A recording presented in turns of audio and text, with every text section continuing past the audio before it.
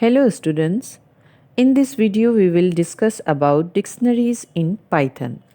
A dictionary is a general purpose data structure for storing a group of objects.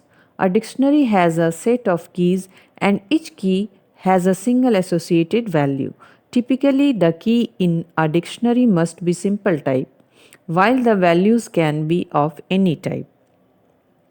Dictionary एक data structure है जो कि आप बोल सकते हैं unordered collection of items. Dictionary में हम कुछ डेटा स्टोर कर सकते हैं, for example float, string, integer. A dictionary is like a list, but more in general, in a list, index value is an integer, while in a dictionary, index value can be any other data type and are called keys. The key will be used as a string as it is easy to recall. A dictionary is an extremely useful data storage construct for storing and retrieving all key value pairs, where each element is accessed by a unique key. However, dictionary keys are not in sequence and hence maintain no left to right order. List और tuple में value को access करने के लिए उनके index को इस्तेमाल किया जाता है। वैसे ही डिक्शनरी की वैल्यू को एक्सेस करना है तो स्क्वायर ब्रैकेट में की का इस्तेमाल किया जा सकता है। Creating a dictionary is as simple as placing item inside curly braces separated by commas. An item has a key and a corresponding value that is expressed as a pair key:value. While the values can be of any data type and can repeat, key must be of immutable type and must be unique. Let's see an example. Suppose D is a dictionary. Key यहाँ पे हमने लिया है 1 और इसका value 1 लिया है। यहाँ पे 2 की है और इसका वैल्यू हमारा 2 है। की और वैल्यू को हम सेपरेट करते हैं कोलन से और एक पेयर के बाद हम कॉमा देते हैं दूसरे पेयर में डालने के लिए, और फिर इसके वैल्यू को अगर हमें डिस्प्ले करना है तो हम प्रिंट यहाँ पे जैसे एग्जांपल में डी लिया है तो हमने प्रिंट किया डी, तो ये डिस्प्ले कर रहा है हमारा। एक और एग्जांपल में देखते हैं हम, जैसे यहाँ पे हम दोनों ही स्ट्रिंग ले रहे हैं, की भी और वैल्यू भी। यहाँ इनपुट लिया हमने की और उसका वैल्यू कीबोर्ड लिया है, फिर कॉमा दिया, फिर दूसरा की है और इसका वैल्यू, फिर इसे हम कॉमा के बाद हम फिर से की एक दे सकते हैं और उसका वैल्यू, फिर प्रिंट किया हमने कंप्यूटर। तो ये ज़रूरी नहीं है जिस सीक्वेंस में हम इसे इनपुट कर रहे हैं वैसा ही हमें आउटपुट दिखेगा, because order of items in a dictionary is unpredictable.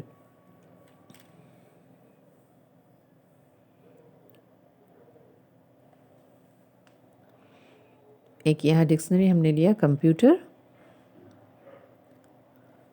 और कर्ली ब्रेसेस से हम डिक्शनरी डिफाइन कर रहे हैं। इनपुट हमने की लिया है कोलन डाल के, उसका वैल्यू हम डालेंगे। हमने यहाँ पे लिखा कीबोर्ड।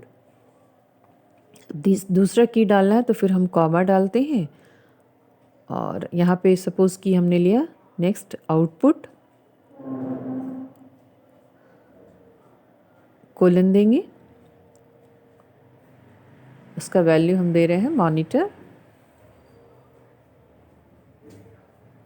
फिर कॉमा देके नेक्स्ट पेयर हम डालेंगे। ओएस यहाँ पे हमने लिख रहे हैं और ये की है ओएस और इसका वैल्यू विंडोज़,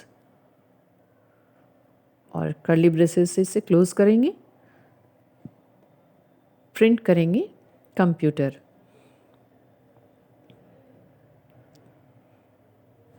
तो ये हमें डिस्प्ले करेगा। We can also create a dictionary using the built in DICT function. यहाँ पे हमने देखा एक डिक्शनरी लिया इक्वल टू DICT हमने लिया फंक्शन, प्रिंट किया डी, तो यहाँ पे डी कर्ली ब्रेसेस हमें डिस्प्ले हो रहा है, ये रिप्रेजेंट करता है एम्प्टी स्ट्रिंग को। To add an item to the dictionary, we can use square bracket for accessing and initializing dictionary values। जैसे यहाँ पे k इक्वल टू हमने लिया DICT हमने लिया और k यहाँ पे स्क्वायर ब्रैकेट में हमने की लिया है और इसका वैल्यू दिया है हमने। इस तरह हम यहाँ पे 4 की वैल्यू ले रहे हैं 1 2 3 4 और इसका वैल्यू हमने दिया है और प्रिंट करने पे की के साथ ये हमें वैल्यू दिखाएगा, लेकिन ये ऑर्डर ज़रूरी नहीं है, इसी सीक्वेंस में आएगा जिसमें हमने इसे डाला है।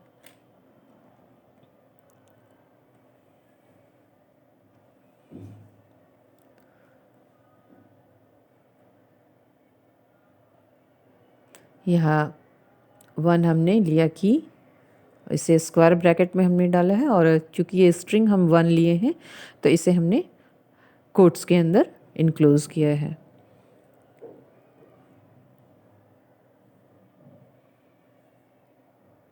टू लिया हमने यहाँ पे की और फिर वैल्यू, माउस हमने लिया,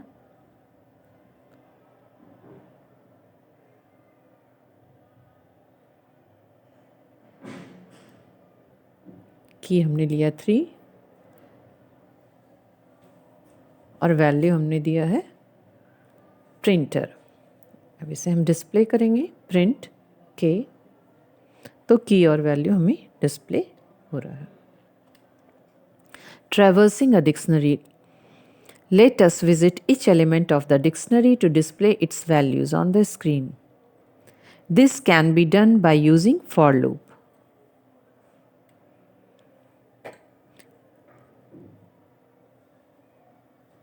The order of items in a dictionary is unpredictable. Creating initializing values during runtime is called dynamic allocation. We can create a dictionary during runtime also by using DICT function. This way of creation is called dynamic allocation because during the runtime, memory keys and values are added to the dictionary. यहाँ हमने पहले से बनाया हुआ है एक file, इसे हम डिस्प्ले कर रहे हैं व्हाइल लूप से और इसे रन किया हमने। नंबर ऑफ सेक्शन ये मांगा, हमने 3 दिया है, की हमने ए दिया और उसमें वैल्यू हम दे रहे हैं अमित राज। सेक्शन बी में हमने दिया है सोनी सिंह।